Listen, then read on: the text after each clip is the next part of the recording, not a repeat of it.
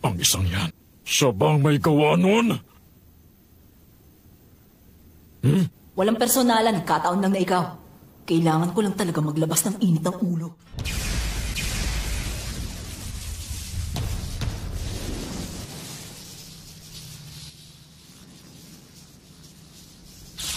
Nawala.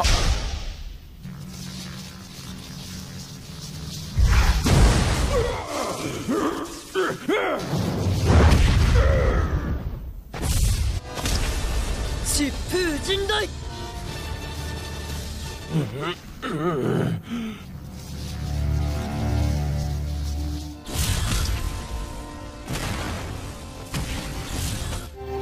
Ang kanmuru ni Killua, teknik na nagagawa sa pamamagitan ng pagkarga ng napakalaking kuryente sa katawan niya na siyang nagpapagalaw sa kanya sa bilis na imposible para sa karaniwang tao.